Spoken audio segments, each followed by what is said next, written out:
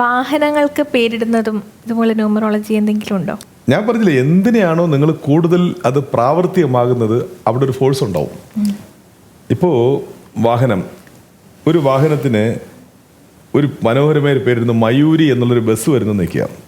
അത് കൃത്യസമയത്ത് കൃത്യമായിട്ട് ആ മയൂരി പോകുന്ന സ്ഥലങ്ങൾ, ആ മയൂരി എന്നോ മയൂരി വന്നോ വൈദ്യുതി എന്നോ മയൂരി എന്ന് ആവർത്തിക്കപ്പെടുമ്പോൾ ആ ഫ്രീക്വൻസി എനർജൈസേഷൻ ചെയ്യുന്നു, ആ ഫ്രീക്വൻസി. അപ്പോൾ അങ്ങനെയാണ് ആ ഇതിനെയും കൂടെ നമ്മൾ ചേർത്ത് വായിക്കേണ്ടത്.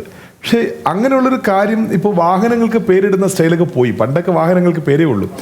പബ്ലിക് ട്രാൻസ്പോർട്ട് എന്തൊക്കെയാണെങ്കിൽ വാഹനങ്ങൾക്ക് പേരൊക്കെ ഉണ്ട്, തീർച്ചയായിട്ടും അതിന് ന്യൂമറോളജി ഉണ്ട് കേട്ടോ.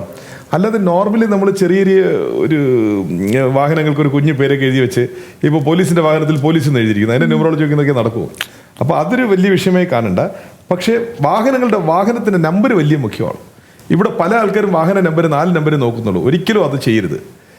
KL01 അല്ലെങ്കിൽ KL02 KL03 എന്ന് പറഞ്ഞ് ഇങ്ങനെ തുടക്കം തൊട്ടേ ഉള്ള ഫ്രീക്വൻസി നോക്കിയാണ് വാഹനങ്ങളുടെ തിരഞ്ഞെടുക്കുന്നത്. കാരണം ഫോൺ നമ്പരും വാഹനത്തിൻ്റെ നമ്പരും വളരെ കൃത്യമായി പരിശോധിച്ച് ചെയ്യേണ്ട കാര്യമാണ് ന്യൂമറോളജി പ്രകാരം. കാരണം അതിന് ഒരുപാട് ഫലം എടുക്കാൻ പറ്റും. മനസ്സിലായി? നിങ്ങൾ വലിയ ഫലം എടുത്തില്ലെങ്കിലും അതിന് ഒളിഞ്ഞിരിക്കുന്ന അപകടമെങ്കിലും ചെക്ക് ചെയ്യാൻ ദയവ് ചെയ്തത് പരിശോധിക്കുക. വാഹനത്തിൻ്റെയും ഫോൺ നമ്പരും തീർച്ചയായിട്ടും പരിശോധിക്കണം. അത് അവരുടെ ഡേറ്റ് ഓഫ് ബർത്ത് ബേസ് ചെയ്താണ് പരിശോധിക്കേണ്ടത്. ഇപ്പോൾ 1-ാം തീയതി ജനിച്ച ഒരാൾക്ക് 8-ാം തീയതിയിൽ നിങ്ങൾ വാഹനത്തിൻ്റെ ടോട്ടൽ നമ്പർ വരുന്നെങ്കിൽ ഒരിക്കലും അയാളെ സപ്പോർട്ട് ചെയ്യില്ല. വാഹനത്തിൻ്റെ നമ്പർ 8 പക്ഷെ 8 ശനി, അത് വാഹനവുമായി കണക്ട് ചെയ്യാം. മനസ്സിലായില്ലേ?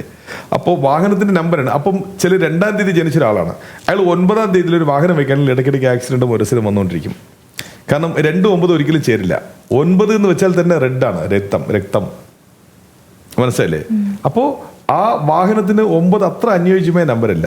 പോരാത്തതിന് ഈ 2-ാം തീയതിക്കാരനാണ് 9-ാം തീയതിയിലുള്ളൊരു വാഹനം ഉപയോഗിക്കുകയാണെങ്കിലോ?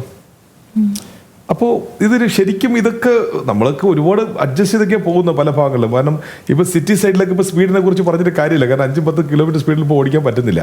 അപ്പോൾ അതല്ല പ്രശ്നം. മറ്റേതിൽ ഉരച്ചിലോ മറ്റെന്തെങ്കിലും ബുദ്ധിമുട്ടുള്ള വണ്ടിയിലൂടെയുള്ള ബിസിനസ് ചെയ്യുമ്പോൾ എന്തെങ്കിലും നഷ്ടങ്ങളോ, വണ്ടിയിൽ യാത്ര ചെയ്ത് ഇങ്ങനെയൊക്കെയുള്ള സെൻറ്റിമെൻറ്റും കൂടെ ഇതിനകത്ത് ഉപയോഗിക്കാം ന്യൂമറോളജിയിൽ.